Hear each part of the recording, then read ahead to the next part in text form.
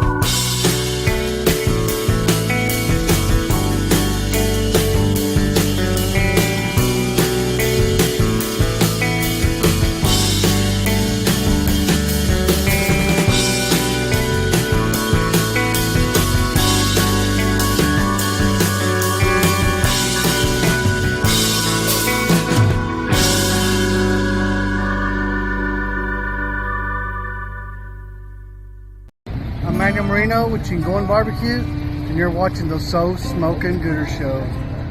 Salud. Yeah, what are we saying? I'm Tom, you say you're Bell, and we're watching the So Motherfucking Gooder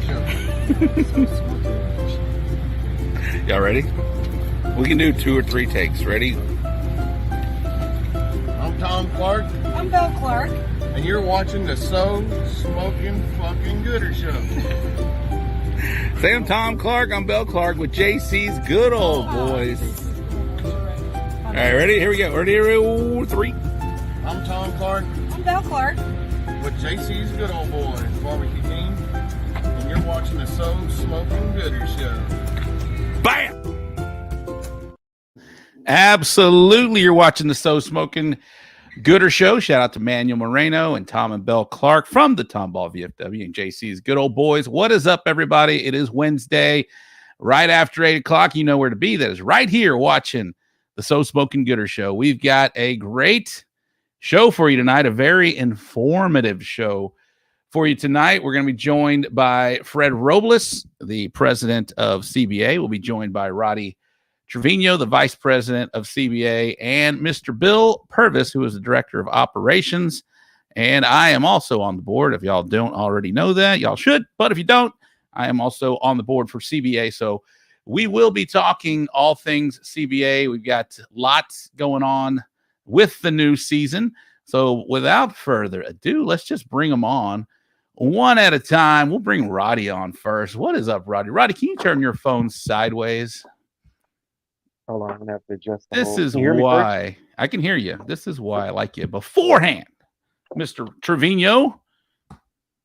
Whoa. While Roddy's getting set up, we'll bring Mr. Bill Purvis on. How are you, Billy? Man, I'm pretty good. I got my phone turned the right direction too. You do. You are a professional. Have you done a few of these before? Man, one or two. One or two. All right, Roddy's back. Hello, Roddy. I'm back. How are you, buddy? Doing good. Getting ready for Chupacabra this weekend. There's a big one. We'll talk about that here in a moment. And last but not least, we'll get Mr. Fred Robles on from Rio Valley Meats. What is up, Fred? How are you? I'm good. What's up with you guys? Lots, man. Lots going on with all of us right now. We just closed the year 2 of the CBA, and man, lots to be proud of for Champions Barbecue Alliance finishing up year 2. Roddy, what do you think of our situation, our status right now, ending year 2, our second year? It's kind of scary, actually. I remember I was talking to Fred about that this morning. We were meeting with Sean Larkin and Seth Rodriguez and Jim Justinger, and talking about combining the 2 organizations. And we're like, yeah, man, we're looking at doing 40, 50 events tops, and we'll call that a successful year.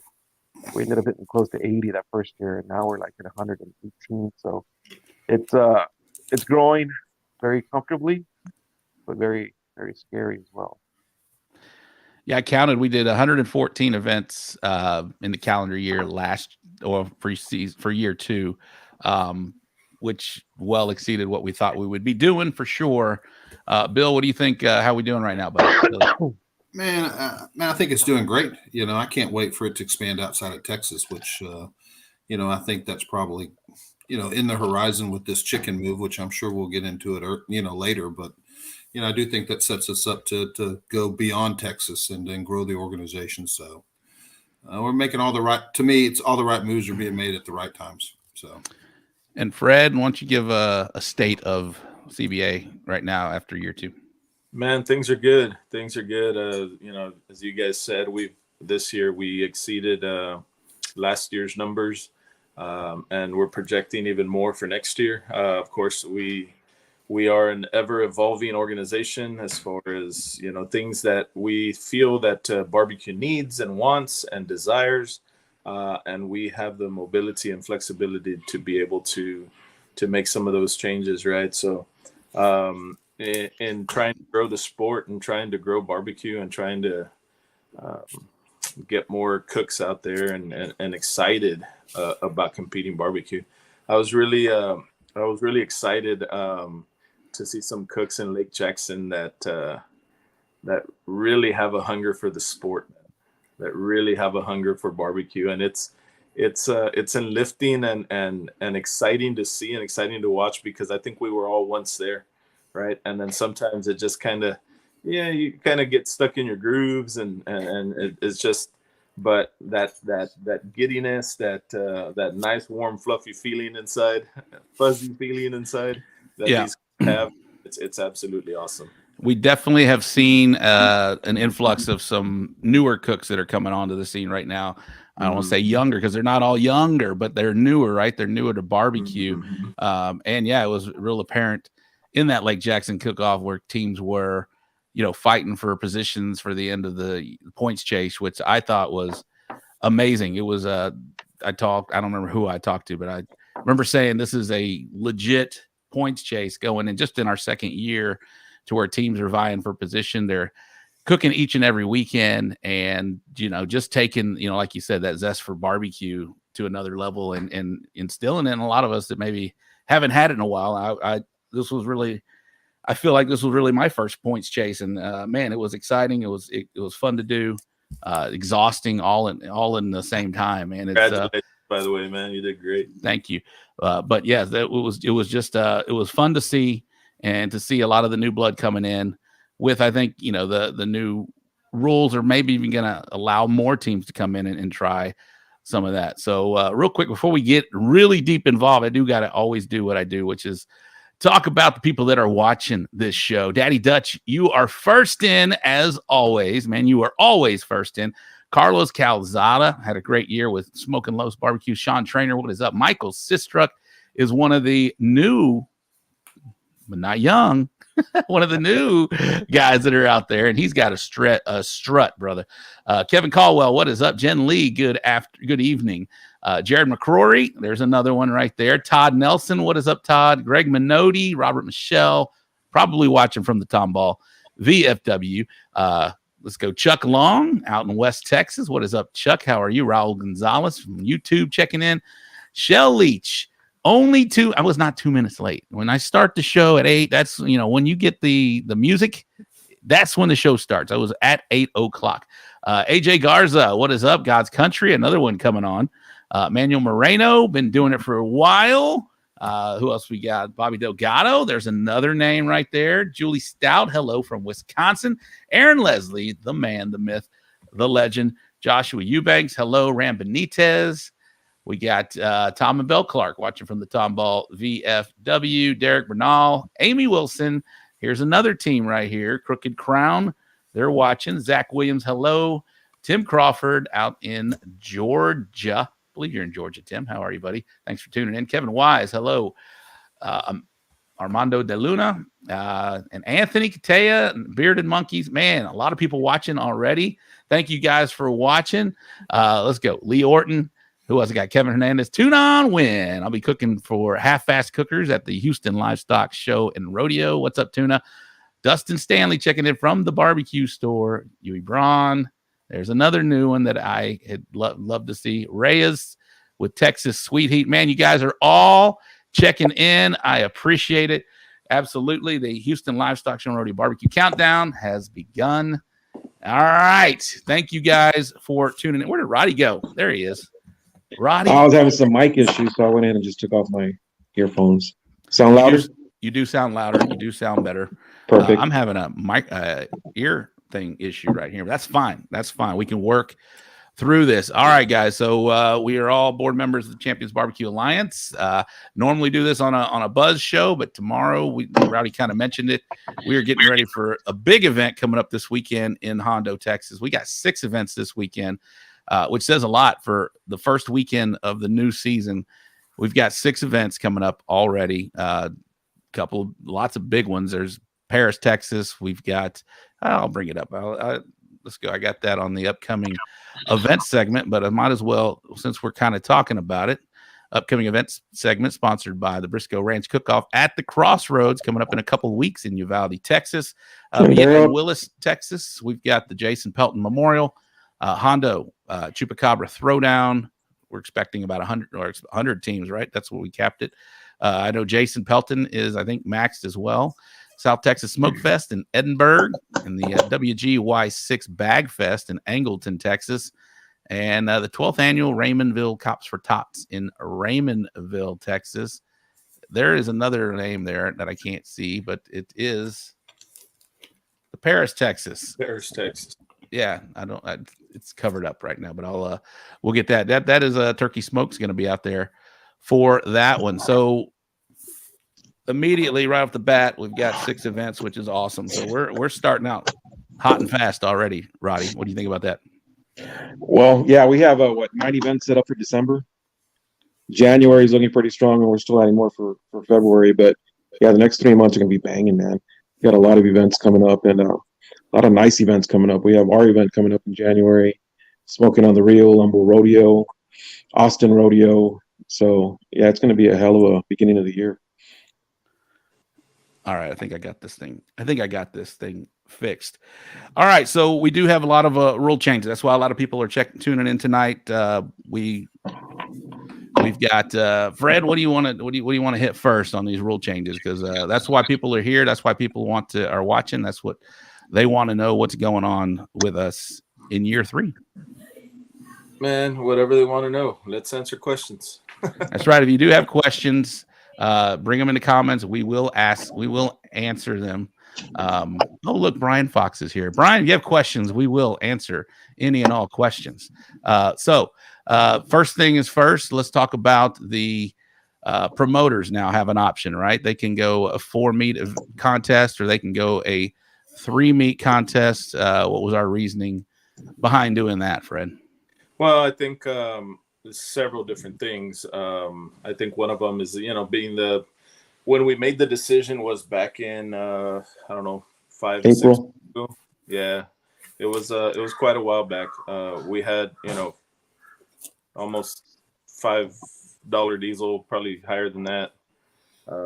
Price of meats was super high, and they really haven't come down. I'm in the meat business, and really meat hasn't come down much. So the cost of was or still is pretty high, but it was with travel and everything included. So that was one of the deciding factors on can we have some cooks come out to 3-meat contest that probably wouldn't come out to a 4-meat. So we did that change, and then we were hearing from some promoters and some cooks that that they wanted to do 3 meats, and we decided to make the change. It was one of those things that is a business decision, first and foremost, right? And what we mean by that is that it's going to benefit CBA, and it's going to benefit promoters, and it's going to benefit cooks. So we give people options, and everybody can choose where they want to go. So that was kind of the deal behind it, and here we are. This weekend we're starting that. We've got, I think, 2 out of the 6 events, I think, are 3 meats. The other 4 are 4-meat contests. So obviously there is promoters who do want the 3-meat option. So as we can see in this upcoming week, the first week that it's allowed, the first week we're doing it, we have 2 events already doing 3-meat contests. So that's a little bit on it. I don't know if any of you guys have anything else to say about it. Yeah, we had a question from AJ Garza. Overall points between 3-meat and 4-meat competitions, how is that going to affect the overall standings? If somebody can come up with a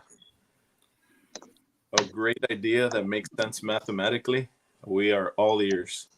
I'm sure somebody smarter than us can figure it out, how to run 2 different points chases concurrently under really two different scenarios under 1 points chase.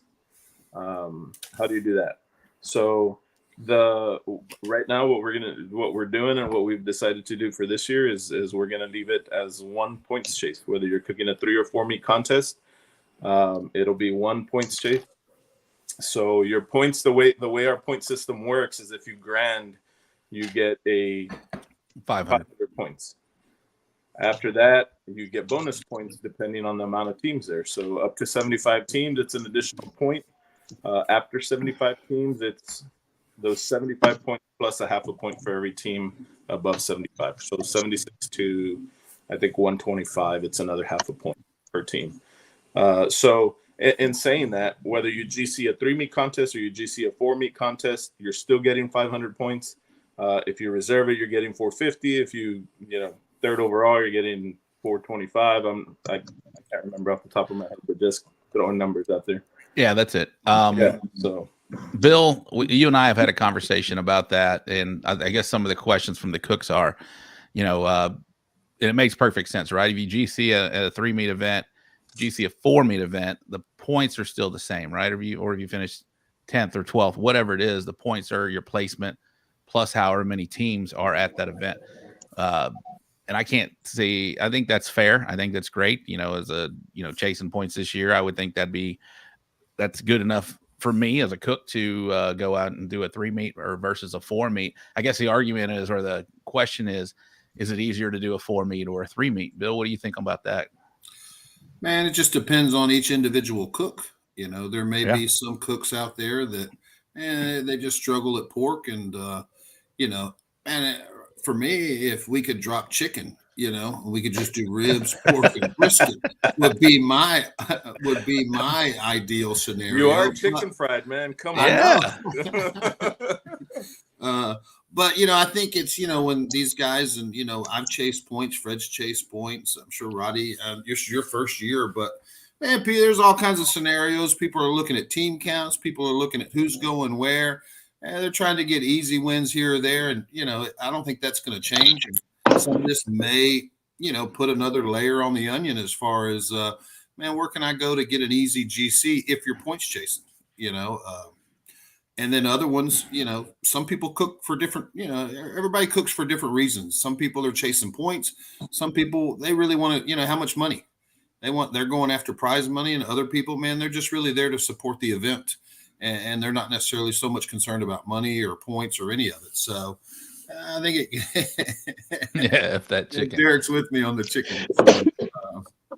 Yeah, I'm kind of like, if I do the 4 meats, I feel like I'm at more of an advantage because I do a lot better in pork, right? So I go down to a 3 meat contest. I honestly feel my placing won't be as high. So, you know, it's like Bill says, it's just a matter of how you look at it. So four meats for me would be a lot easier than doing a 3 meat. But that's just me. You know, there's other folks who, you know, like Bob mentioned earlier, can't cook pork as well. So, you know, they would be at a disadvantage. I think at the end of the day, and assessing all of that, it all balances out and evens out to where, you know, it's going to be good for the overall. Here's a not so much a question, but maybe with his opinion. I honestly don't think y'all should have given up or option as pork. It's what sets CBA different from everyone else. Plus, I'm already learning pork. But Ryan, there are going to be plenty of cook-offs out there that are going to do pork, like we just mentioned, and the reason behind it. Fred, you explained that very well. How we're, you know, the reason why that is going down. I'll tell you this, Rob. Like last year after San Antonio Rodeo, I went and did a BCA, and at that point, it'd been a while since I'd done a 3 meat. It's mainly all been 4 meats, whether it's KCBS or CBA. I went and did a BCA, and it was, you know, there were several of us there, and man, them calling out 3 meats, it felt like, oh, there's something missing. There's no more calls. You know, I mean, it just felt like, man, that went by so quick. So I like 4 meats just because it's 4 chances to hear your name, you know. But yeah, the BCA went really, really quick with 3 meats. So there probably are a lot of promoters watching, and I asked this question before, I think a couple shows back, once this subject came up, and it was pretty overwhelming from the cooks, and we'll do it again right now, guys. If you guys like the pork option, put them in the comments. If you don't, so, you know, if you prefer to do a 4 meat event or a 3 meat, let's hear what you have to say right now. A lot of people are watching right now. A lot of promoters are probably watching, all right, making a decision if they're going to do a 3 meat or a 4 meat. I personally do love the 4 meat format, but I can definitely, maybe because you're number 1 in pork. Maybe that's maybe that has a lot to do with it. But it to me, it gives you that.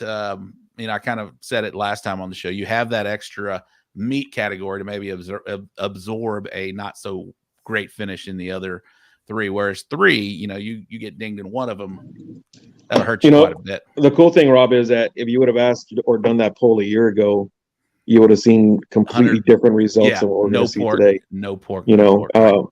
Everybody hated pork. I mean, I didn't even want to do it when we first started the organization, but you know, I've really grown. I've seen some comments in previous shows, but I've seen some comments of some guys saying, "Man, I hated it, but I really enjoyed doing it now."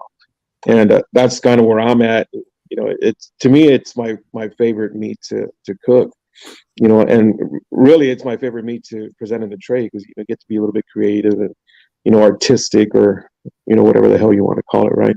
Right. Yeah. So we're getting a lot of pork. Yeah, obviously.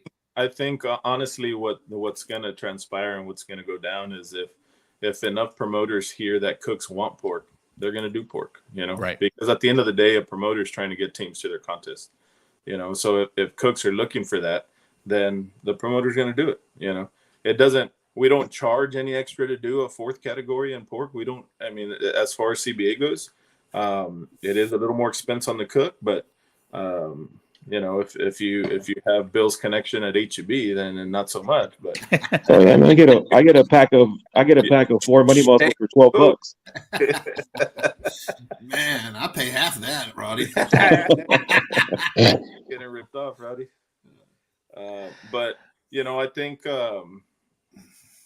Brad is making a Texas barbecue is a true 3 meat contest. traditionally you're right. But yeah, a lot of the cooks have gotten a taste of the pork, and it's just something that people have taken to. We've got, take case in point, the American Royal. We've got a lot of guys. That first place pork this year came from Ram Benitez down in the Valley. Is he in the Valley, Roddy? Are you? No, am I Ram correct? is not in the Valley. Not in the Ram Valley. Ram's on the Gulf Coast.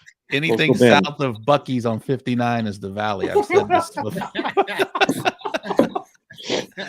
It's definitely We're the gateway to the Valley. We're not in the Gateway. Valley. And I do think Brad is right. Historically, Texas barbecue has always been three meats.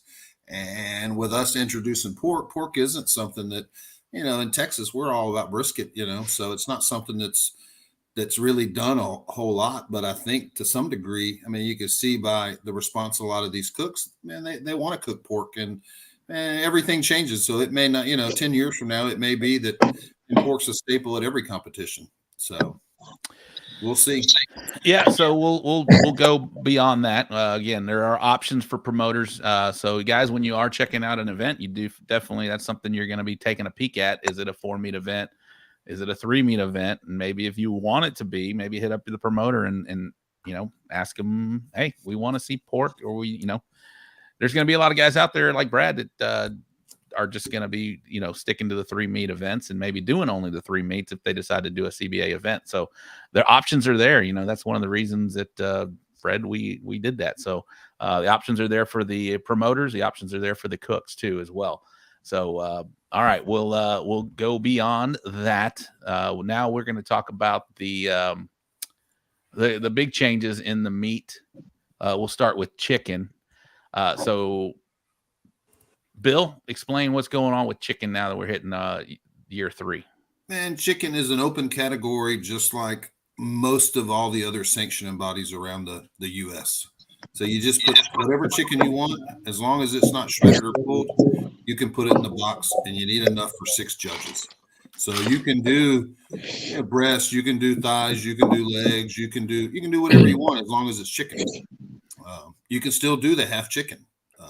It's still only judged by 6 people. So, but it's opened up to where, man, you don't have to actually do a half chicken.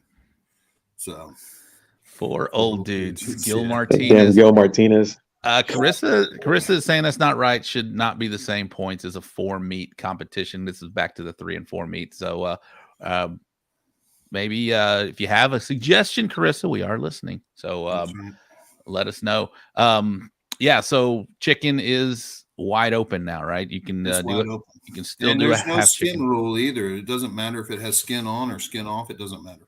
So I in the comments. So. Yeah, so I do have the rule for chicken, and let me see what it says word for word so everybody knows. Chicken. Oh, crap. Y'all see it? Judging tray. There it is. Chicken, enough for 6 judges required. No pulled or shredded allowed. No garnish allowed.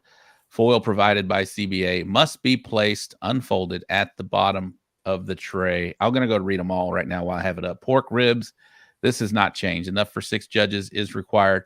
Pork spare ribs, St. Louis cut, or baby back ribs are allowed. Must be bone in, individually cut. No garnish allowed. Foil provided by CBA must be placed unfolded at the bottom of the tray. Pork also has not changed. Enough for 6 judges is required. Pork butt only. Any cut or combination of cuts from the pork butt is allowed. No garnish allowed. Foil provided. Yeah. And brisket, this is also changing. Enough for 6 judges is required. Slices and or burnt ends are allowed. No garnish allowed. Foil provided by CBA must be. All right. Garnish is defined as anything other than the designated category protein. All right. So let me pull that back down and get rid of that. All right. So the rules have been read. So everybody heard the new rules. Remove that. So chicken, like you mentioned, Bill, is wide open. We are allowing slices, anything but pulled or shredded. So you can turn in it's similar to pork. You could turn in a breast, a leg, and a thigh if you wanted to, as long as there's enough for 6 judges. Yeah, Yeah, I saw Brad had a question, and yeah, you can do a combination of a breast and a leg, or a breast and a thigh, or which would make sense to me. I'm still gonna go with the chicken hands. Yeah. There we go. Can you do breast and thighs in the same box? Yes, you can. They are only going to go in. It's still fork and knife. They are going to go in and cut. So, if you're doing straight wings or thighs, legs, whatever, slices, just remember they are going to be going in still with a fork and a knife. All right, where were we at? Did I miss any questions real quick? Roddy, why don't you discuss a little bit on chicken real quick while I'm looking over these? Yeah, on the chicken, I'm kind of liking it. I'm a little reluctant to start, variating from doing the half chicken, and I'm just trying to consider, how, and I haven't really played around with it, but how the judge would be able to, what would be the easiest way for the judge to get the meat off the chicken. Right now, for me, the half chicken would be easiest, unless I don't trim down the thighs or trim down the leg too much. So after I play around with it for a little bit, then I can make a better decision. But I'm not going to go off, and chupacabra this weekend and cook a chicken breast and slice it up and dry the hell out of it. And, leave that for the judges. I'm going to go with what I know for now until I kind of do a little bit more practicing on it. All right. Todd Nelson, last night, Fred said it has to have skin on. That is not true. No, I did not say that. Fact check. No, you do not require skin on the chicken. I am most curious about this category, guys. I'm curious to see what most people are going to turn in. I'm going to follow trends on, what's hitting and maybe plan accordingly. I think we're all going to see eventually, people post their boxes all the time and how they place. I think we're going to see, what is winning and what is not, or what's doing well and what isn't. Everybody likes to show off their stuff. It's one of the only competitive sports where people do everything on Facebook. So yeah. What seasonings they're using, to how they put it in the box. Everybody gives out all the secrets. So we'll see it. Question, is the fork and knife ever going to go away? I don't think our system right now isn't set up to not use a fork and knife. For example, taking out one piece out of each box and judging it in a clockwise manner, like KCBS does. But as of right now, I don't see us changing our entire system just to do away with a fork and knife. That's just what my opinion is. What happens if you do away with the fork and knife? Then you need to put some sort of plate or platter or something so they can place a sample of a product on the table. Then you need bigger tables too, because you need more room to move around boxes and have a placemat in front of you, and then the scoring is going to get a little confusing on how to do it. So our system right now isn't set up that way. Will it ever happen? I don't know, but right now in the foreseeable future, I don't see it going there. Carissa, I am highlighting I am starring your comments. We'll go over those after we go through this chicken conversation. So yeah, I'm seeing a lot of questions about skin on, slices, mix in the box. Yes, those are all options for you. Again, our rules are out there just so we can take it all, right? So Yui asked, can we stuff it with shrimp? And yeah, you sure can, but it's going to get disqualified. Yes, you cannot stuff the chicken. It has to be only chicken. It has to be that protein, not optional, bacon covered, not, it has to be the chicken protein. Yes, chicken protein. I am very curious. We've got 6 events this weekend. I am excited to see how that chicken category shakes out. All right, did we forget? No, you cannot stuff it with shrimp. No, what's up, Barbecue World? If you do, drop them off at the Rio Valley Meat Trader. Yes. Yui's going to want to put some of his sausage in there too. So there was a question that about garnishing, and some of the sauces that are out there right now have visible chunks, right? You can see some things in sauces that is I did see a question. It wasn't today, but I have heard this question. Is that considered a garnish, guys? I think if it's clearly visible and it's something other than just a, classic barbecue sauce and the protein, I think if it's got chunks of cilantro, like big chunks that are clearly visible that you can see green specks or any colored speck like that, I think it can be considered garnish. I think at the end of the day, it's something that is going to have to be watched during judging, right? And the judging table and our event reps are going to have to keep an eye out for that. Will we catch them all? Probably not. But if we do catch it, then it's grounds for disqualification. So just keep that in mind. If you think it's iffy, then I would say don't do it, because it's going to be ultimately the event rep that day at the event has the ultimate decision. It's their judging room and they're running it, and they're the ones making the call. So if you don't think that it, or if you think it might be, straddling the line of garnish or not, I'd say don't even do it. Strain the sauce or do whatever else you have to do, and don't do it. Pick it out. Yeah, I've seen that on some of my meats where we'll go and take the tweezers and pull it just in case, right? You don't want something like that to get you. Somebody asked about chicken lollipops. Can you wrap them in bacon? Absolutely not. That is a second protein. It just has to be the chicken. Here it is right there. How about chicken lollipops wrapped in bacon? Nope. That is not going to do that. What sauces have that? Quite a few of them actually have something in there. You can see if you're in there. All right. I think in moderation is how chunky. True. Yeah. This guy has his own sauce right here. Scott. What's up, Scott? Yeah. So a lot of them in there. Not husky enough to be on the show. That damn Kevin Caldwell, man. He's an ambassador. He's not husky enough to be on Can't stand that guy. It's all husky in here. We got a lot of CBA ambassadors obviously in here answering your question. So ask them away. If I don't catch it, I'm sure they'll catch it before. Kevin calls it husky. I call it barbecue sexy, baby. Barbecue sexy. We just all four couldn't fit in an elevator, but Do we have any more questions about chicken? Again, we are starting the new season this weekend. So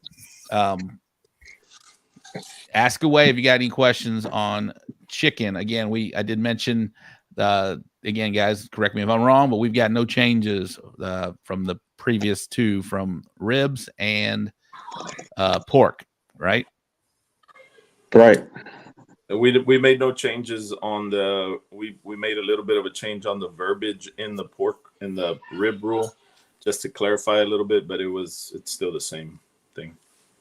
Barbecue fluffy. Barbecue fluffy. Stephen Oler should be on the show. That he would fit right in. Actually, can he fit? We got, I think the full box is on your screen. How big are your screens, people? How big are your screens? How big is a chicken box? It's the same box, Jackie. Same box. Aaron Leslie. I'm not barbecue sexy enough. Aaron isn't he's a board. Yeah, he's a board member.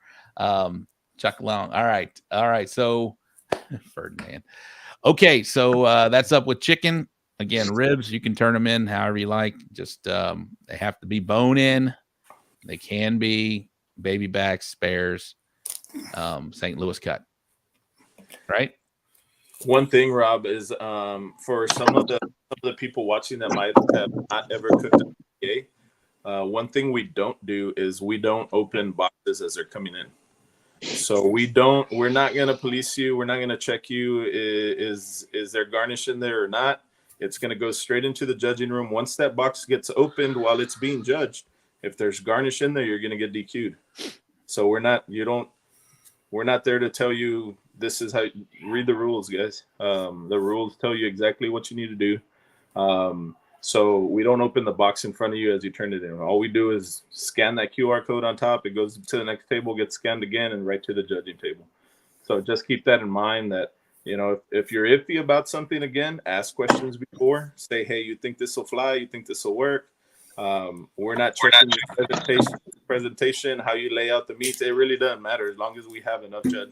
enough meat for 6 judges, and you're inside the parameters of the rule. So you can put your ribs up and down, side to side, crisscross. It doesn't matter. So can you sculpt? Can you form a chicken box, for example, with slices or whatnot? Are we gonna, when does it become a marked box, right? Well, it's just with pork. Pork's the same thing. Mm-hmm. We've seen all kinds of beautiful designs with a pork that can be considered marked boxes, but with the randomization of the judges that go to the tables, and then the re-randomization of the plates as they come in, the chances that somebody's going to identify your marked box are not very high. So I can build a log cabin with my ribs. Yeah, it won't get very high. You gotta shut that lid, Bubba. You got to shut that lid. That's good. That's a good point, Roddy. Why don't you explain that for people? I'm seeing a lot of, hey, I'm cooking my first CBA. Let's back way up before we go any further and talk about the process of what happens when a box does get turned in. Well, when you present your box, you're going to be asked to present your scan code to your QR code as well. And then your box will be assigned to your QR code. Those boxes will be set on a staging table. Once all the boxes have been accumulated on the staging table, then the event rep or one of the assistants will go in there and scan each box. And when they're scanning them, what it's going to do is randomize it. So let's just say we have 5 tables. It'll assign, this box to table 5-4, 4th spot. It'll assign the next box 3-2, 4- so and so and so forth. So it's completely random as to how it assigns them.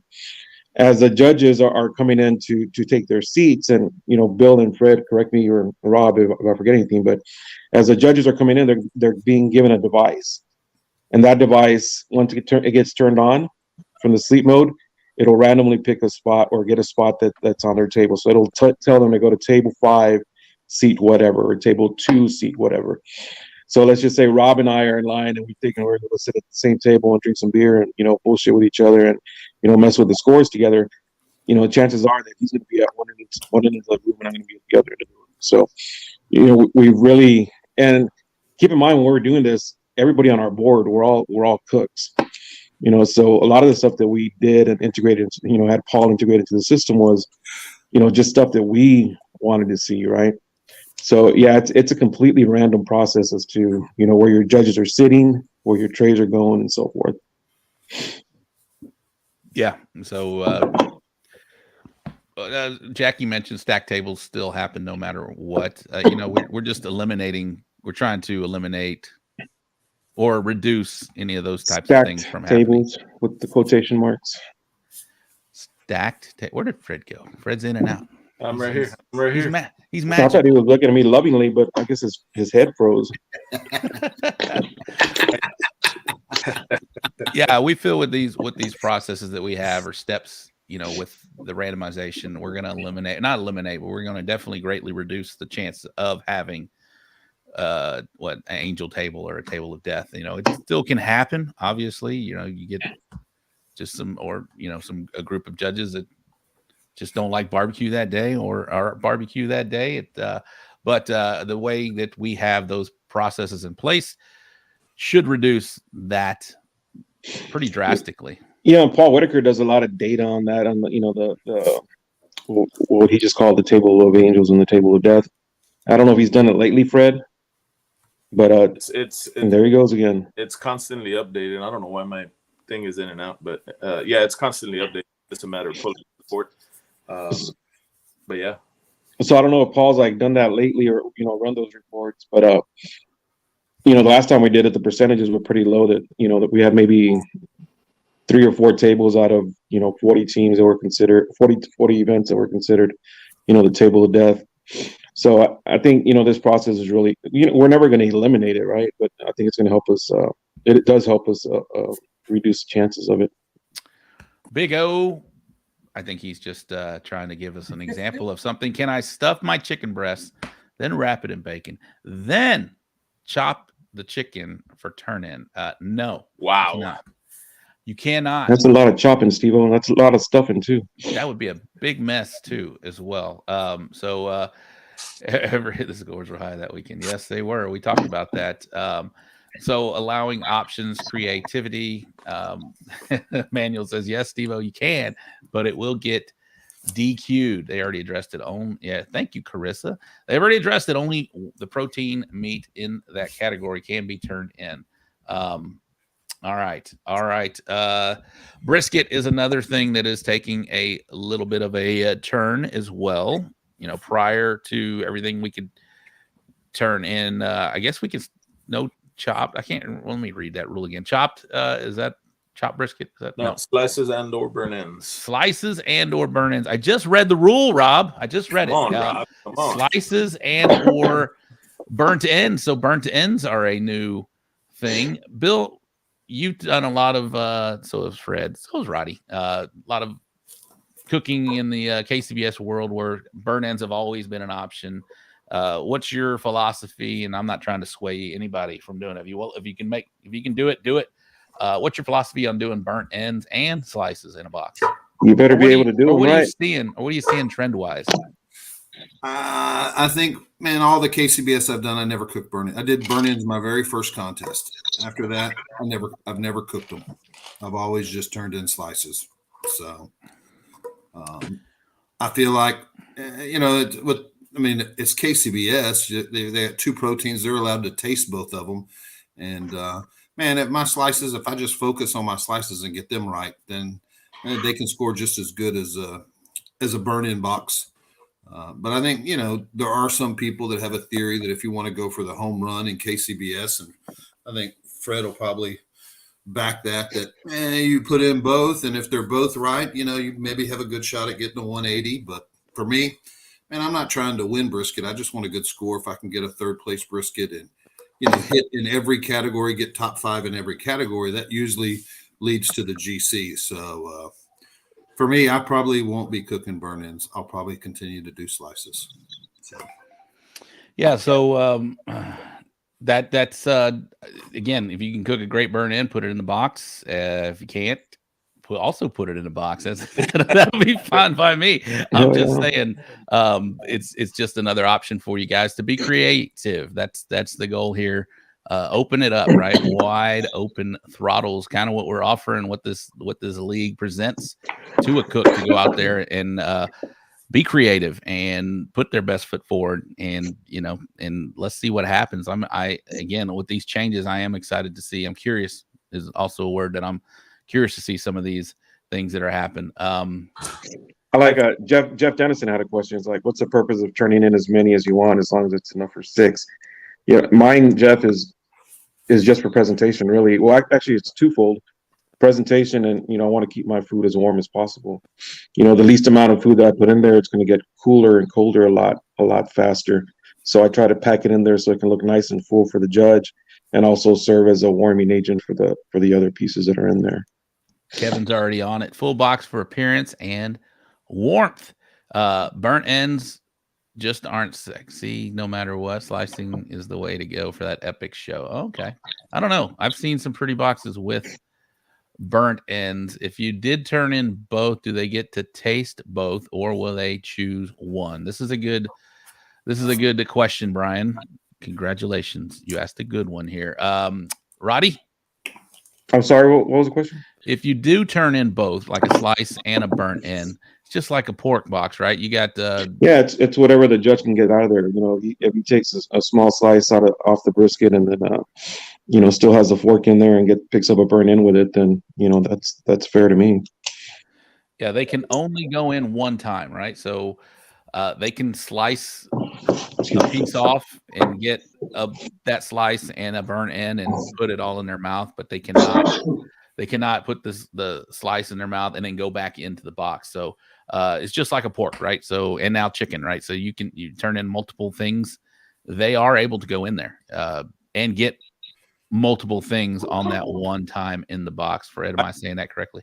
Yeah, I think one thing to consider, Rob, is when you're doing multiple presentations in the same box, like if you're doing burn ends and slice, or if you're doing pulled pork and medallions and chunks, one thing to consider is, these judges are going to leave comments. Go ahead. They're going to leave comments, and you don't know if they say, if one of the comments is mushy. and then you turned in 4 different things, well, then you're not going to know which one of those 4 they tried and which one was mushy. So is that going to help you as a cook or not? So one thing to consider is whatever you're putting in that box better be good. I would say, and that's one of the biggest tips that I can give any newcomer is whatever you're putting in that box is the only thing they can judge you on. If you're not putting it in, they can't judge you on it, right? But if it does go in the box, right, it better be good. And it better not just be in there for a presentation just because you want to fill the box, just because it looks empty. I'd rather have a more empty looking box, but that's good quality stuff in there, because at the end of the day, those taste scores. Oh, there he goes. There he goes. Somebody's cutting you off. We got somebody's blocking your signal over there, Fred. What's going on here? I don't know. I think Yachty's has a aluminum foil back there blocking off the 115,000 Cliff on all platforms are what we're seeing right now. Fred is making us more competitive. Yeah, we saw that at the end of year 2. Boom. That's what I say about the full box. Keep the food warm. That's the first. I'm just looking for participation trophies anyway. Oh, okay. I see what you see. Chad Warden's. I did not see Chad. What is it? Advice to someone who has only done IBCA trying a CBA event for the first time that's not used to having to turn in all the extra stuff. Just turn in what you turn in with IBCA, Chad. It's that, that simple. Half chicken, do your 7, and then just add pork to it. Your extra pork box. If that's what you're comfortable with. I mean, that works for us as well. Yeah, that's a. Just don't be late, because there is. Yeah, we don't have the 10-minute after, so don't be late. Good point, Bill. Again, there are some new people that are watching this that are going to be competing and doing some. Yeah, we have a 10-minute window before the time, so we have.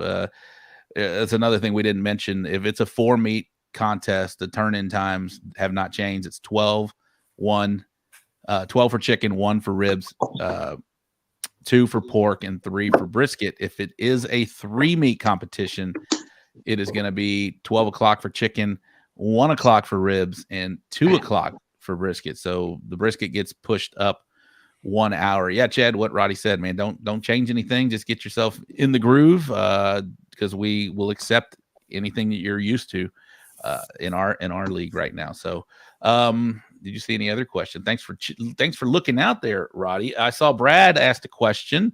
Oh, there he goes again. Can you wrap ribs with bacon? It's the same protein. No, you cannot. No. You can wrap ribs with ribs. Kevin Caldwell famously sprinkled bacon on a deal, and that was since talked about. Cannot do that. All right, what else do we have? Any other here? Chicken fajitas, guys. It's chicken. It's chicken. No double dipping. That is correct. They cannot go back. And can you send burnt ends only? Yes. Yep. You could do a full box of burnt ends as well, or 6 of them. Enough for 6 judges. Same as pork. You can turn to medallions, shredded. There's no shredded in brisket shell. Slices and or burnt ends. Where are we at? Keep looking. No shredded in chicken either. Yeah, no shredded in chicken either. Chad Warden, do whatever your brother does. True. Put your best meat in the box. Leprechaun TV, what's up, man? Drink you a Red Bull there, Bill. A chicken fried. Oh, is Bill going to bed? Are you going to sleep over there, Bill? Yeah, he's building his outdoor kitchen. He's tired. Bill's just now hitting his stride right now. That's right. It's all starting to come alive now. Rob Bailey has a good point. Have your timeline in order for your turn-ins. Cook a practice at home and turn-in times. Yeah, they go quick. Again, 10 minutes. Go ahead. So So, what the hell, Fred? I don't know what's going on, man. Hector knows. It's Valley Internet. Valley Internet. It got cricket internet. The Russians are here.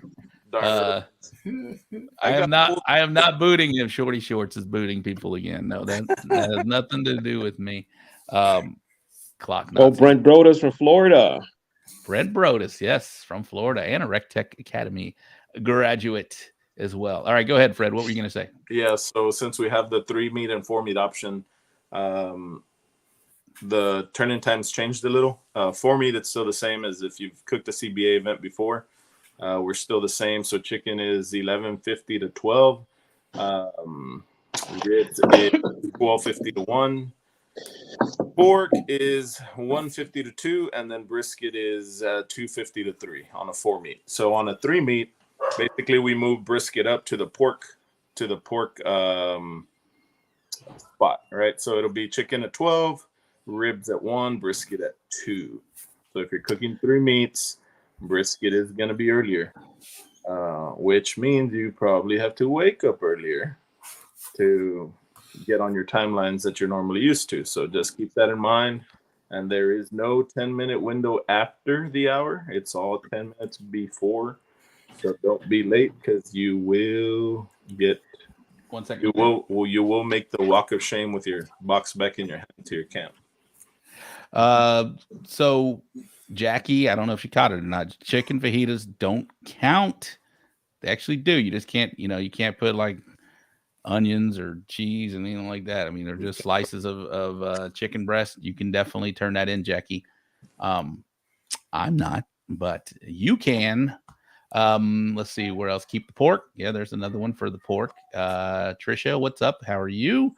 Can you turn in just slices from the point? Yes, you can turn in slices. Bill is tired. So can we? Yes, we can turn in chicken fajitas. Yes, you can. Caleb's in the house. What is up, Caleb? Hello, Brian Fox. Lisa needs, let's see, where the Russians hacked Fred. Let's see. Okay. All right. I don't want to just read. I'm just looking for if y'all see any questions that I might have missed, put them in here. Danny Mikes. What's up, Danny Mikes? World champion Danny Mikes. CBA has helped Texas teams on the biggest stages of barbecue. Great job, guys. Yes. Danny boy. Danny Mikes in the house. What is up? How are you? Can you just cook chicken breast and turn in your pieces from that? Absolutely. Just like you can cook legs or thighs or wings. You can do that. All right. I'm just looking for questions. Hey, Rob, I know you've cooked Houston several years, right? Or you've been you, Rob? I've cooked. No, actually, I have not. So I'm doing it this year. Just what does Houston do for chicken? So I have seen it. So you can turn in. They have a presentation. They have a presentation, like, say, for example, breasts, or it's actually a whole chicken. You have a presentation chicken, and then you slice it. You can have slices in there. So you have to have both. You have to have a presentation bird and slices somewhere in the box. So that's. Well, I don't think you have to have slices. Maybe you don't. I don't know. I don't know, but I've seen that. It's optional. I think it's optional. Yeah. Okay. Where I'm going with that is, if any of you guys who have a chicken question have ever cooked Houston, whatever you do at Houston would work for us. Yeah, Caleb knows. He won you chicken last year. He said it's optional. Yeah. There you go. Caleb knows. Chicken half, you can choose slices or not. Yeah. So you can do chicken half in pieces. I'm assuming they tag 2 halves or 2 birds. As long as they see the tags, that's it. Yeah, as long as you can get your pieces off the tags there. We don't have any tags, obviously, right? But anything that you. There you go. The Russian. I think Joe Garcia was saying every time you take a drink of something, or you get he thinks it's your cup. He thinks your cup is bewitched. Rob, you see a lot of, I've seen a lot of comments. The cartel cup. In the last few days, saying, hey, these guys are really trying to be like KCBS. And, to Bill's point earlier, it's not just KCBS is doing this stuff. KCBS allows shredded and cooled as well, but there's other ABA, there's BCA, there's CTBA. FBA, CTBA here in Texas has been around for many, many years. That it's not about that. It's just opening up the horizons for for the cooks that have been in this area and just done chicken halves. Plus, it'll make us more competitive as well whenever if we choose to go cook in other states. Yeah. Where are we at here? I know Anna asked a question. Where was it?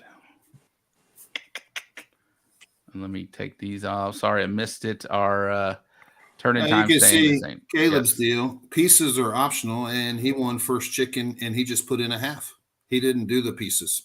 I know I was cooking with Fong. We did a half and pieces, and man, I won't say where we scored, but we weren't close to first. Anna, to answer your question, the 4 meats stay the same timelines you're used to: 12, 1, 2, and 3. 3 meats going to be 12, 1, and 2. Brisket goes up. To be clear, Shell's asking if you turn in chicken fajita, no onions, etc. Right? It's just chickens, just chicken. People, it's just chicken. Just turn that in. Can we turn in chicken soup? No, no. Just chicken. All right, where are we at? Okay, do the amount of teams. Due to the amount, what was your question, Vince? Every team gets placed. It's not just the top 20 from first all the way to last. Carlos had a question in there, Rob. Okay, yes. Yep. All right, every team. Cornish game hens. No.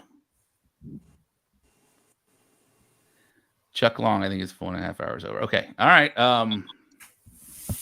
Yeah, if it's over, okay, so team counts. If it's over 100 teams, it can go, not necessarily will go. I guess we have the option, or promoters have the options. Promoters have the option to go to 1.5 hours. All right. Yeah, and at that point, with our system, we can still do it within the hour. But once you get over 100 teams, it's a lot more difficult for the promoter to get judges. So a lot of promoters will choose to go for the hour and a half in order to give them enough of a cushion to bring more judges in. No Russian chickens. No Russian chickens. And Bill, you're having a good time over there reading all the comments, man. I am. If you see, Bill, if you see a good question, please let me know, because we're trying to work through this. Okay. So what else do we have new, Fred, that you can think of going into this year? As far as there's a little verbiage here and there that we clarified on the rules, some gray areas that we just tried to clear up. Really, it doesn't change anything other than just making it a little clearer for people to understand. Other than that, what we've discussed on the the turn-in trays, or the turn-in requirements, they're really I can't think of much else that we changed. Roddy, you think of anything? No, not that we changed, but I do want to, before we keep on, Carlos, I had a question too, Carlos Calzada. And Carlos was, will CBA ever consider changing the times from 11:55 to 12:05? Still a 10-minute window, 5 before, 5 after. Carlos, and I've gone over this in my head too as well. I talked to the other guys in the BOD, and I don't really think it makes a difference. If it's you got 10 minutes, let's pretend that your turn-in time's at 11:55 and you got 5 minutes before and 5 minutes after, right?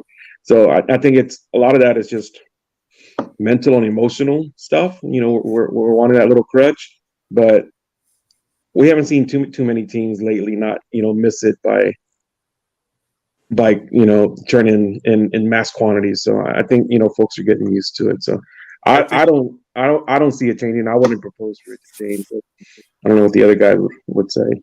I think where we see it the most happen to where they miss turn-in is usually on jackpots, where teams don't go to the head cook meeting.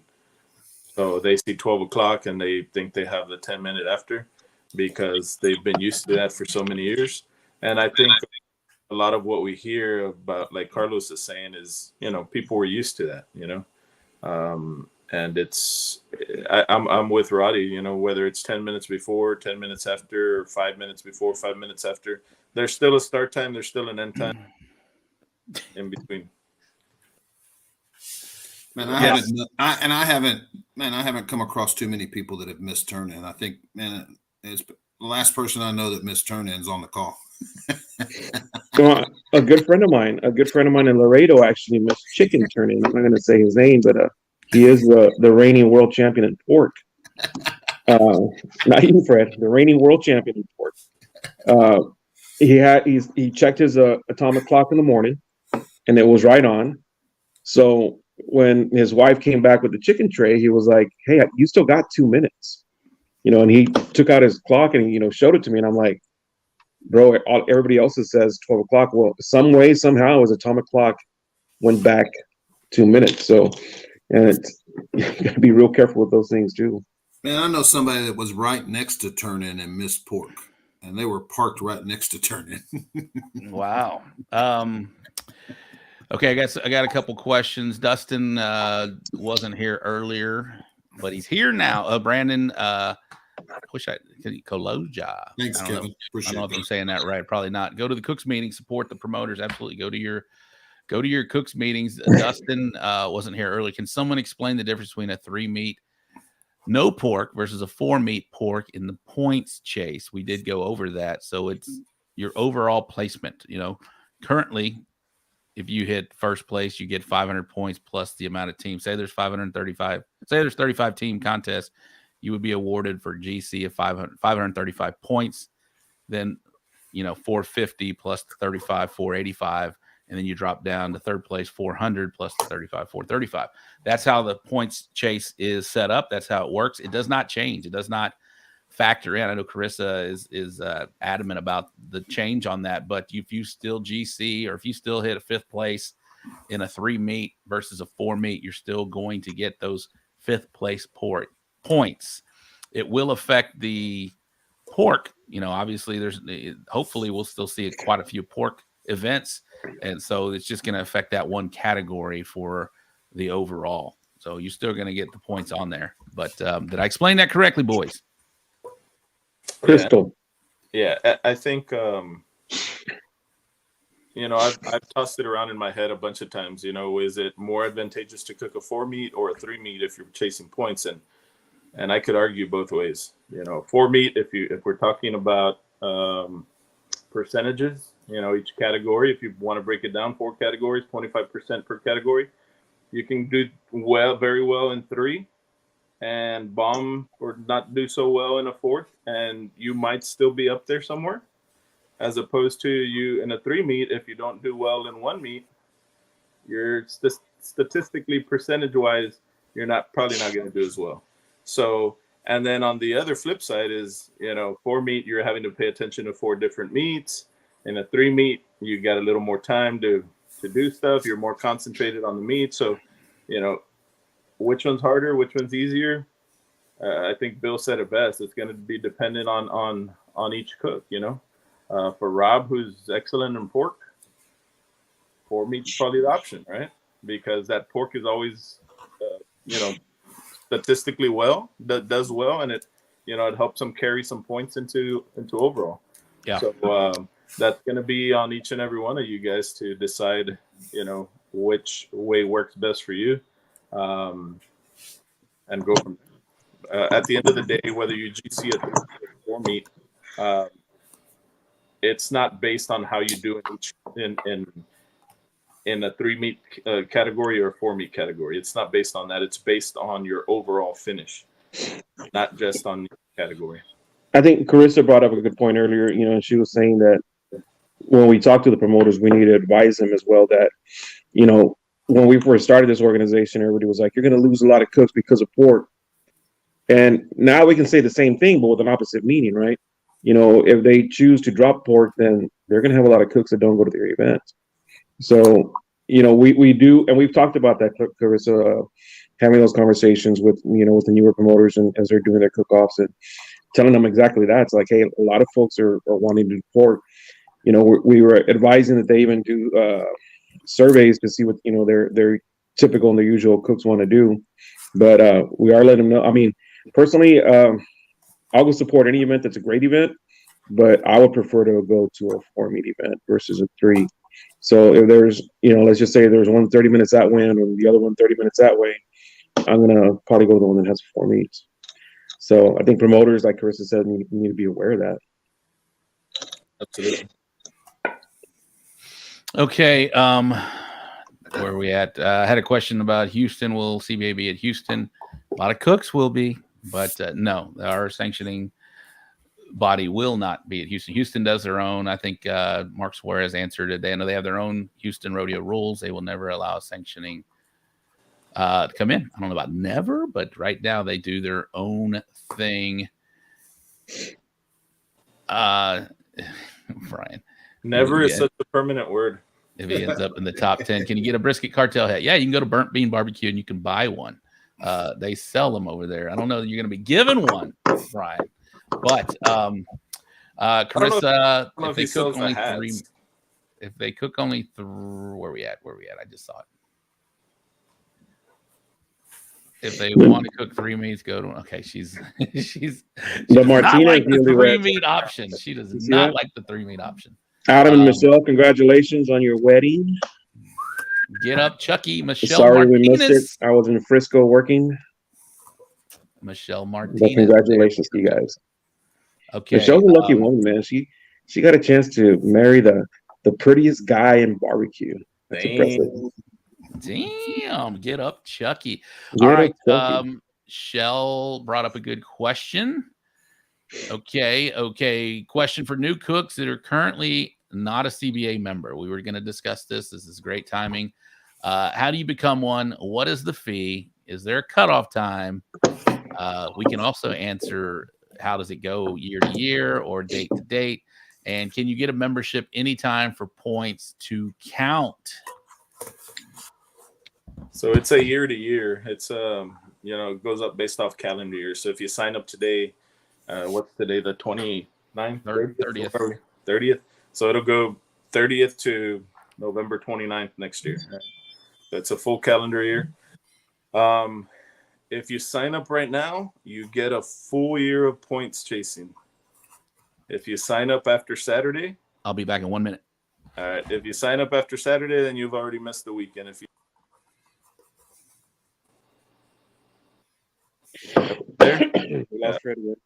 yeah, so points don't go retroactive. It goes from the date you signed up as a member. So it's a $50 fee, goes all year long. I know probably Rob was going to talk about it, but we've got our end of year event coming up in, ironically, the beginning of the year, right, in January. But that's just the way our fiscal year ends up, and we've got $25,000 added money, $25K on top of entry fees. Oh yeah, whatever we're collecting on entry fees. So after considering we've only been around for 2 years, that's to me that's a pretty impressive task, that we've gotten that. But we couldn't have done it, of course, and we'll do, since Rob hasn't done his sponsor shout out, we'll do ours for our event. But Texas Oil, Dust, LC Barbecue, Chupacabra Rubs, Midland Meats, Texas Original, and Rectech Grills gave for the event as well. So thanks to all these guys, and thanks to all the guys that became members, and you're going to get your money back. You just got to go win it. Yeah. 25,000.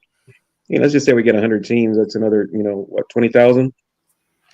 So we're looking at a 45,000 payout with just 100 teams. So hopefully as the years progress and we start to grow a little bit more, that number is going to increase. But I'm pretty proud of the team that we have for doing what they've done in order to be able to give that amount of payout out. Yeah, so it'll be our end of the year cook off, and then we'll have our banquet that same weekend. Awarding all the team of the year people, which we're going to pay out as well if you did well on team of the year standings. We're going to have a lot of stuff going on that weekend. Friday night potluck social. And it's just going to be a fun time, guys. I encourage you guys to sign up for that event.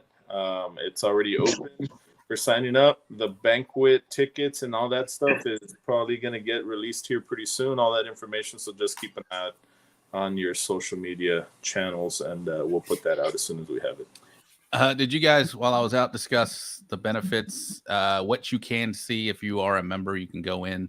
Bill, you like to analyze pretty well, right? What is a good benefit for somebody that's not a member now? What does membership allow them to do after a contest? They can go in, log into CBA, and they can actually see the table they were on, who else was on that table. By name. By name. They can see the team name of, oh man, I got 15th in brisket.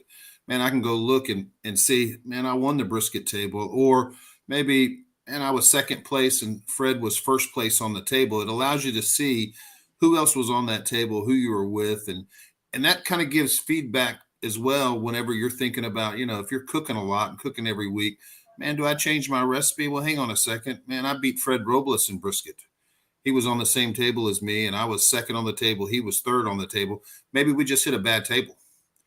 Maybe I don't need to change. So it's just data that you can look at, and you can evaluate your tables and be able to see if was I on a really bad table, or maybe I was on a really good table. But yeah, just looking at the table data in itself gives you a lot of feedback on your cook and feedback on the judges. So to see how well the judges scored. Yes. Can you sign on, Rob? I'm going to share my screen right now. This is what you see when you go to Champions Barbecue Alliance. Immediately in the home screen, you get your team of the year standings. All of them are there: chicken, ribs, pork, brisket, and the overall. What you can do up here is go into your profile up at the top here. Let me see here. And this is my profile right here. So this is what you would have access to if you are a member. This is what you do have access to. If you are a member, you can dress it up. You got so right here it says your walk-up song. You can put your social media profiles in here because anybody can go in there and look at this, I believe, right? Some of that info won't be available to everybody. Like your QR code won't be available. Personal and your QR code. Yeah, your personal information, your QR code is not, but all the other stuff right here. And you have your all-time statistics. You got for, we've only had 2 seasons, right? So 21 and 22. These are your overall finishes. You will see this here. And look at that, guys. 7 grand championships, 6 reserve grands. Hey. Woo! I'm flexing here. Leave me alone. And you go to your my cook-offs right here. This is the most awesome benefit that I feel that we have access to. You go to your cook-offs and you can see every cook-off that you've done. Let me hit F11 over here. Damn, you've been cooking a lot. I have cooked a lot. I got into that points chase, guys. So we'll pick one here. 9th annual. Pick one that you GC'd, man. Come on. I will not do that. I mean, there's so many to choose from, Fred. Let's see here. Hey, Rob, pick your last one, and you got killed in brisket. Let's look at your brisket table. The one you reserved. I don't want to do that one. Yeah, well, come on, Rob. We'll do the 9th annual Friends for Wishes. So right here it pops up. You got all the results right here, but let me go back. I did that wrong. So this is these are your score sheets, right? That you have for that event. But right here is cool right here. So 9th annual Friends for Wishes, 26 teams, 3rd place in chicken. There was my score. And at this point, you can go over here and you can highlight and you can click this score right here. You can find out who was on your table. There was Bullhorn, Brothers, Bourbon Cowboy, Pitfather, BDB, Barbecue. And you can see every person that was on your table. I can't tell. Did Eddie beat you? He did not in this one, in this category. Chicken. But you can see each judge and how they judge the scores. You got your table position. So I was 3rd in the round. There's judge 1 scores all the way up through judge 6 scores. You can find out what your placement was on that table, and you can find out who all was on your table. I think this is really valuable information. It's something that I don't know how I don't follow TCBS all that well. Get back into one of those scores, Rob, and let me just explain something real quick. Any one of them. Just all right. We'll go. Here's brisket. I was 6, not my best. All right, here we go. Yeah. So another really cool thing about this, where we're at right now, is you can see, Bullhorn Barbecue's up there at the top, right? But you can see Judge 1 through 6 on there, and you can see how Bullhorn Barbecue got judged by Judge number 1. In comparison to the Pit Father, in comparison to JC's Good Old Boys, that's the same judge's scores for every one of those teams. So, he got in Judge 1 gave Rob all 10s, and is you can see if you're Eddie looking at this on the Pit Father Barbecue, okay, well, that one judge was. He didn't give me a perfect score. He gave me a 9 on texture, what have you. So you can see how the judges are scoring everybody's stuff in comparison to yours as well. So that gives you a little extra insight. If it's, Eddie's been on fire with his brisket and you're right below him and you see his scores in comparison to yours and they're really close, that means you're onto something. You're pretty close, right? But and then you can click on any one of those teams on there. Click on any team, Rob. So you can go onto their profile as well and go into their cook-offs. As you can see, none of the personal information is on there anymore because Rob shouldn't have information. That's not Rob's profile. So, but you do have the social media and what have you, and their overall statistics and what cook-offs they. So if you do a little digging and a little navigating, you can see pretty much everybody's table at any given contest. You just have to navigate it. That's it. Yeah. Again, I don't know how much information you get I am a member of KCBS, but I don't get into that very often, just because I don't do too many of those. But this to me is the premier tool for being a member. This right here is why you need to become a member. Just for this information right here, you can go out there and you can tweak some of the stuff you're doing, or you can talk to some of these guys. How was your brisket that day? Was it salty? Was it sweet? Whatever it may be, and you can kind of adjust if you like. So I think this is a great tool. I think it's the best tool out there that any organization has is right here to become a member for this reason right here. Where are we at right now? All right, let me eliminate this screen. Remove. All right. Somebody asked some questions about membership. We encourage everybody to be a member. What was it? Here's Carrie Clark right now. If we were to sign up now, will it show our previous competitions? I don't know the answer to that, Fred. What do you know? It will, because there's a history on them. If you've done competitions and all the information has to match. In other words, if you're with the email. Yeah, an email has to match. The team name has to match. If you're signing up under a different team name, we ain't going to have that information just because it's different. So. See you, Tim. Thanks for tuning in, buddy. Carissa, she does love CBA. She's just disappointed in the overall points now. We know. Great feature. I use that for that reason. Well, great. Now everyone can see my. Yeah, we can if it does. You can see people's other scores. Definitely love the website and the info. How does someone apply to be a representative? Hit us up. We'd love to have you, Jackie. If you're talking about yourself. You got my number, Jackie. Give me a holler. Play the clip. Phil's awake. It's late, Bubba. Play the clip. Play the clip. All right, Phil. I will play your clip just because you asked so nicely. Here we go, Phil Breeden. Hey, everybody. Phil Breeden, owner and founder of LC Barbecue, and you're watching the So Smoking Gooder Show. Man, that never gets old. A new Never clip, gets Phil. old. We need a new clip. Can I change the head cook for Amp Cookers for the new season, or will all the history go away? As long as you keep the email the same, Michelle, I think you'll be okay. Fred? Send me a message, Michelle, and I'll have Paul look into it, see what we can do. There Just you go. Remind me, or better yet, send it to Sarah. Go get it. Never gets old. Yes, it never gets old. You got it, Phil. All right. So we've talked about the rule changes. We've talked about the 3 versus the 4 meets. We have talked about how that'll affect the points chase. What else do we have to do? Speaking of points chase, let's give some congratulations to the teams that competed last year. It was, like I said, it was fast and furious, coming right down to the final weekend of the season and the final months of the season. It was beautiful to see.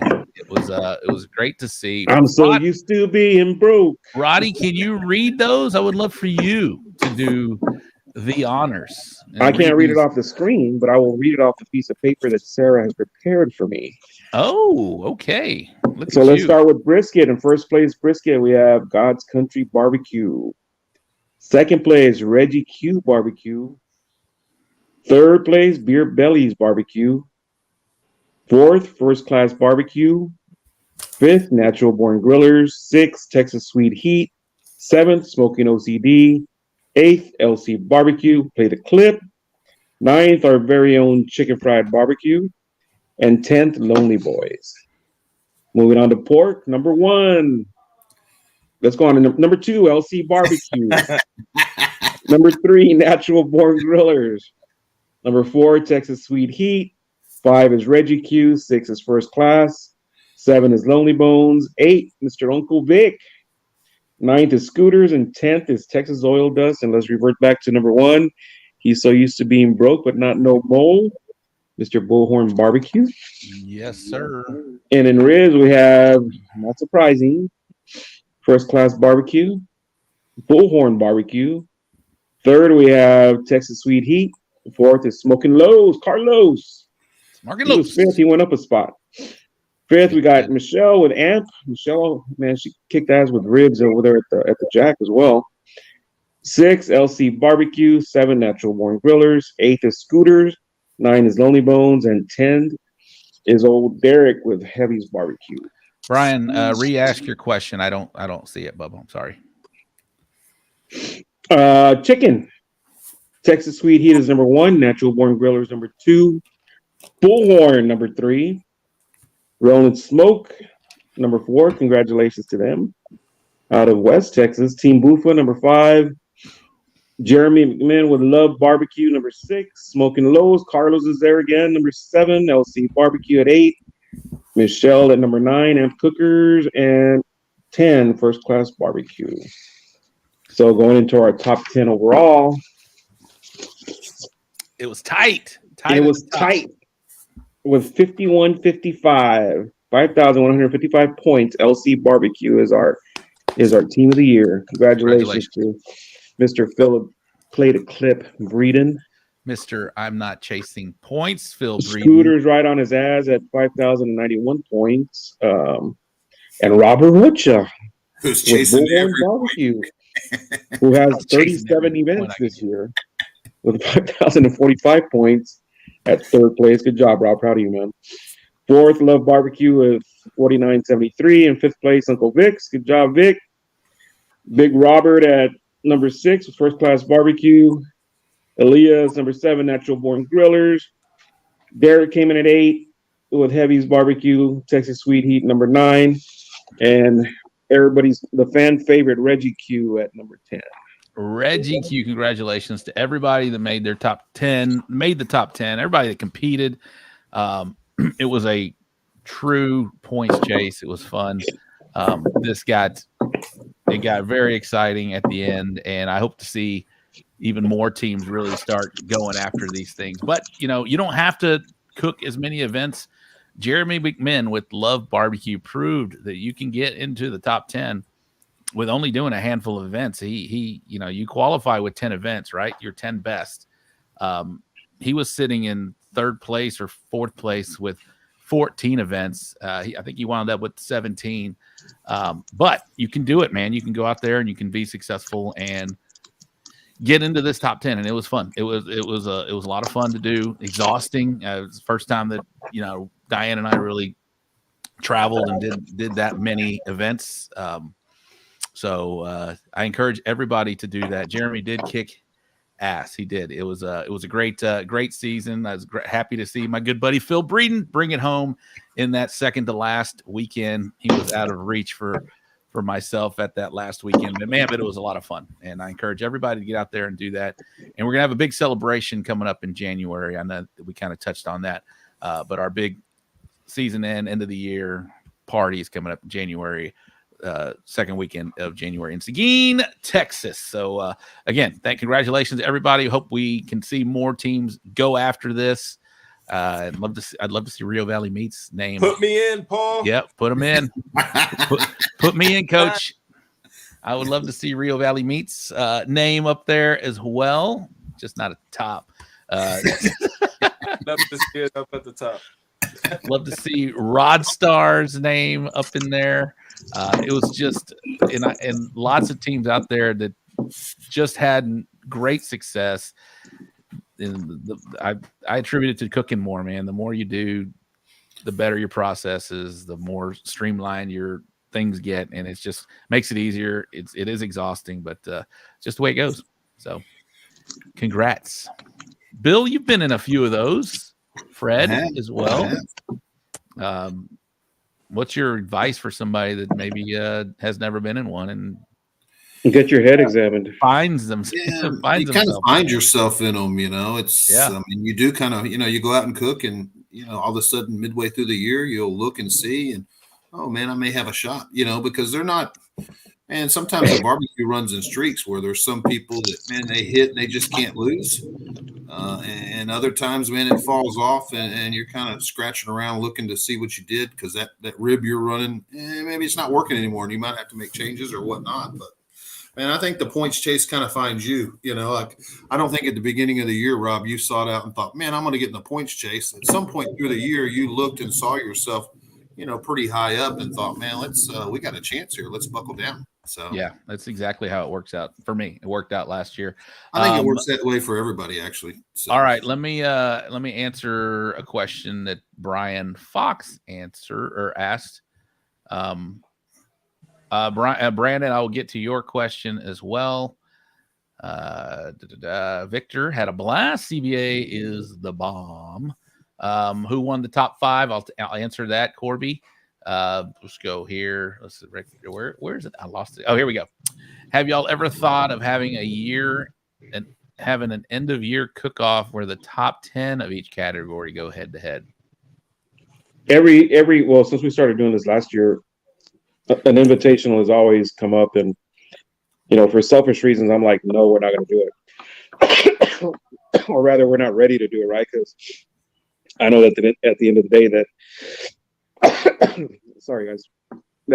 Fred and I are going to be out there, golf carts, running the event. So running one event right now is kind of difficult. So I think maybe next year we'll really seriously consider doing that and getting some more people on the staff to help with both events.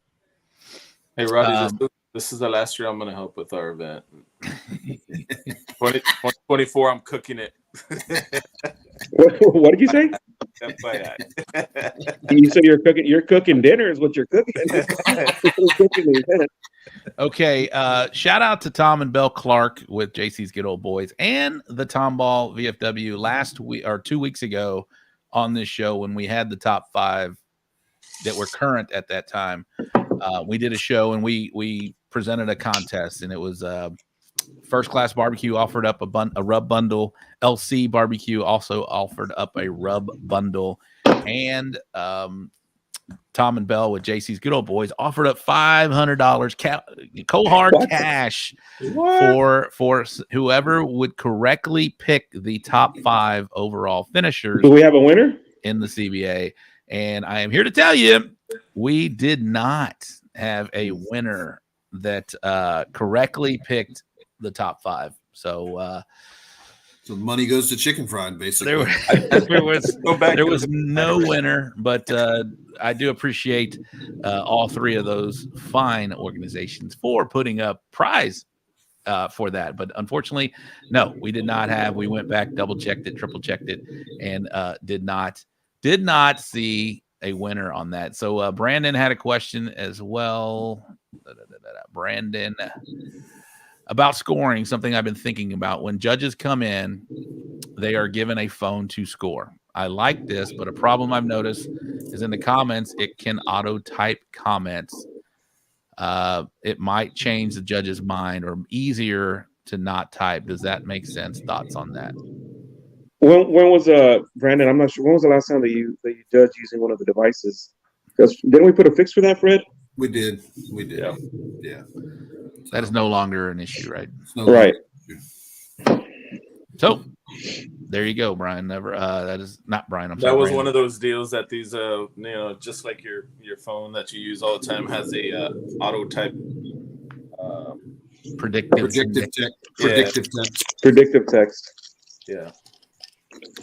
Question on chicken: can we batter chicken? No, and turn it in. It's fried chicken.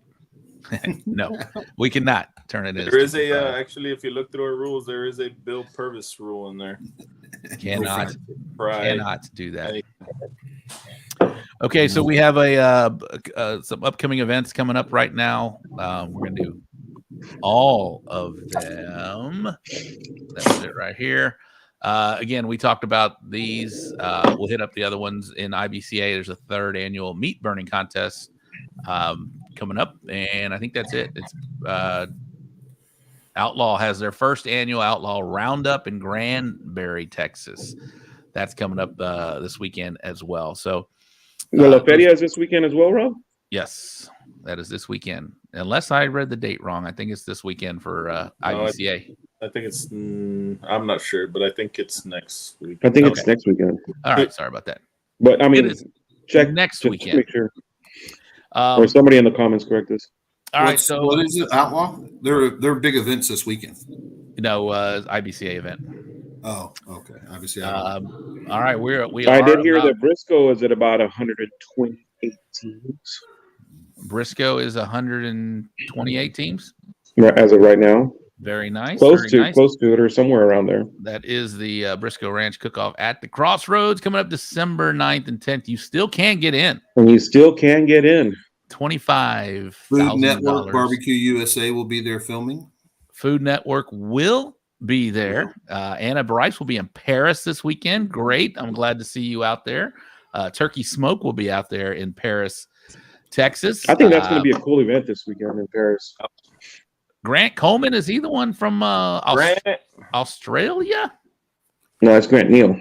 No, there's 2 Grants, I believe. I did speak to Grant Neal. Hopefully, okay, there is no IBCA, so I had the wrong date. It is next weekend. Sorry about that. Jared, can't wait to cook again. All right, Carlos Calzada will be in Paris, Texas, as well. Yeah, Grant says looking forward to seeing you all in January. This is the Grant. So that is Grant, yeah. Not Grant Neal. That's a different Grant. I did reach out to Grant Neal. He's like, no, I'm not thinking about coming out there.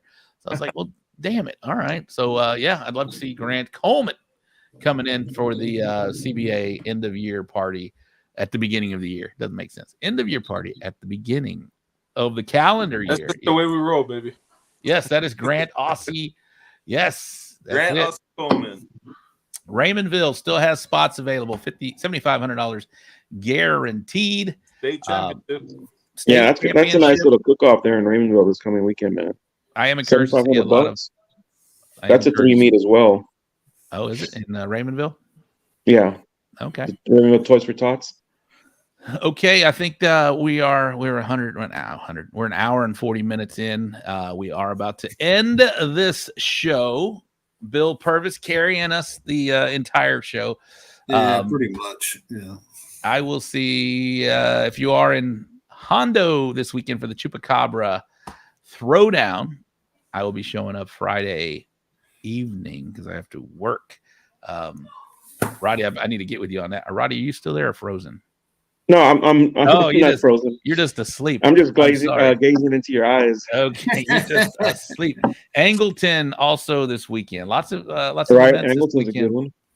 Angleton is happening this weekend. There are still the only ones I don't think you're still able to get into. I don't know if Jason Pelton, if Rob Bailey's still here. I don't know that they're accepting any more teams for that one.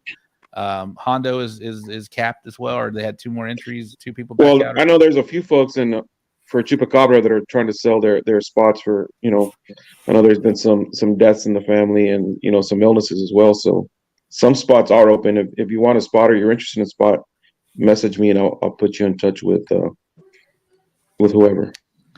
Derek Bernal. I want to go eat at Heavy's Barbecue on Friday. That's Heavy's Barbecue in Hondo. There we go. Rob Bailey is there. They are full at 40 in Conroe at the Jason Pelton or Willis, Texas. That one is full. So Paris is available. Angleton. Somebody said it's next weekend. Is it this weekend? I don't know. It's this weekend. It is this weekend. Angleton is available. Raymondville. Raymondville is available. There are lots of events that you can still get into. Okay. That's going to wrap up this show. Appreciate Bill Purvis coming on, Roddy Trevino, Fred Robles, answering every question that I sorry if I missed any questions, but we try to answer. We are, the word transparency, which we try to be as best we can, and pretty much we are. You know, that scoring system tool that we have.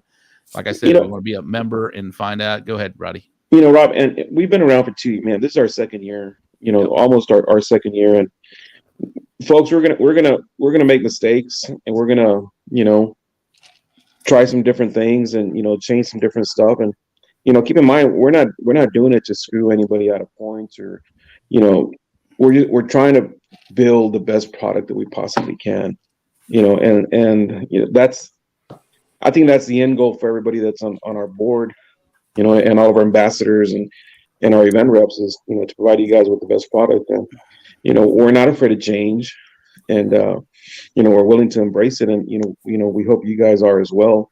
You know, we're looking towards the future, and we're going to be based out of Texas, but I can guarantee you that, you know, we will be throughout the United States and, you know, possibly the rest of the world within the next few years, hopefully after I'm gone. But, you know, just keep in mind that we will make mistakes, you know, but it's not an intentional mistake, and it's not like we're trying to get over on anybody. It's just, you know, we're a growing organization. Yeah, 2 years in. And we'll blame them all on Fred too. Yeah, we can blame Fred. His phone number is the one that's listed on the website. Call that guy. And none of these decisions are on a whim. They've been discussed. We've gone over scenarios. We've gone over many meetings discussing these things. So this is where we are right now. And going into year 3, I think we're in a great position, guys. Yep, I think we are too. And, you know, by all means, if you guys do have questions, my number is on the website, literally, my cell phone number. You know, if I can't answer to you, leave me a message or send me a text or whatever, and I'll get back to you. I promise you. And, you know, I don't shy away from any questions. I'm not going to entertain anybody on Facebook. I'll tell you that right now. And that's not what we're here for. You know, we're here. We give you answers. We give you whatever you need to know. If you have a question, ask it. You know, but the quickest response you're going to get is on a phone call to myself, to Roddy, to Bill, to Rob, to one of our ambassadors, anybody on our board. And they'll give you all the same answers, because nobody makes any decisions on their own. It all goes through a board. It all goes, you know, all these decisions are made collectively, not me, not Roddy, not anybody else, but we all make decisions collectively. And you can bet that if a decision is made, like these rule changes, it got scrutinized over and over and over and over and over and over, you know? And if they're right, awesome. If we made a mistake, we'll fix it. And I can guarantee you we've made mistakes. And guess what? We're going to make more. But we are never going to try to put you in a position or put anybody in a position that we do something intentionally. We are always going to be on the upfront and let you guys know, you know, hey, we tried this, it didn't work or whatever. But you know, we're always trying to do what's, like Roddy said, what's best for barbecue, what's best for CBA, and what's best for the promoters and what's best for the cooks. You know, without our members, we're nothing. Without our promoters, we're nothing. Without this group of people that we have that surround CBA doesn't exist. So there's a lot of things that go on within the organization that a lot of people don't see. You know, a lot of hours spent. I was on a show last night got right off the show and jumped on an event reps meeting, which took another hour and a half. I was on in front of my iPad for 3.5 hours straight, basically. The funny thing, Fred, is somebody had called us. They called it a monarchy. I guess they thought that you were just because you won the Royal, you were the king of CBA too. But I think it's funny because you don't like to lose, and whenever you do lose an argument, with all of us guys on the board, you get so pissed off and get up and walk away. And there's a lot of egos, guys. I can guarantee you in our boardroom when we do our Zooms, a whole hell of a lot of egos in there. But there's not one person who always gets their way in there. It's a collective measure of everybody's thoughts, everybody's decisions, and if you're calling it a monarchy, you don't know who the hell we are, man. All right, yes, Mr. Hashtag blowing smoke AP Rub. Are you going to announce the winners from this past? He just wants to see his name up on the video. I apologize, but yes, I have the slide ready. The bull printing wraps and graphics wrap up recap in the Champions Barbecue Alliance's second annual Holiday Havoc Bull Nanza. This was a great fun event. Chris Chapman was promoter for this one. They had bull riding, actual big ass bull riding that we were up close. I almost got attacked by a bull. Not kidding. Did Robert Smith save you, or? He did not. The paneling saved me. It was awesome. Grand champion was Robert Smith from First Class Barbecue, the RGC. Some slap name Rob Arocha at Bullhorn Barbecue over in the IBCA. How you say that, guys? Alzafar Shriners Barbecue. Grand champion AJ Garza from God's Country Barbecue. Good job, AJ. RGC Renee Gonzalez Family Barbecue. Blowing smoke AP Rub. And that was it, guys. That was the only two contests for the right after Thanksgiving holidays. So congratulations, guys, and y'all did get your name called on the So Smoking Gooder Show. That was awesome. All right, well, that's gonna wrap up the show tonight. I appreciate Bill Purvis, Roddy Trevino with Rod Star Barbecue, Fred Robles. Thank you for coming on, answering questions, and just trying to make barbecue fun again. That's what we ran do. Like a girl. When the bull says he ran like a girl when the bull came towards him. Oh, scared the shit out of me. Look at the video. Surprised I didn't fall backwards. We lost the short shot. I don't have it.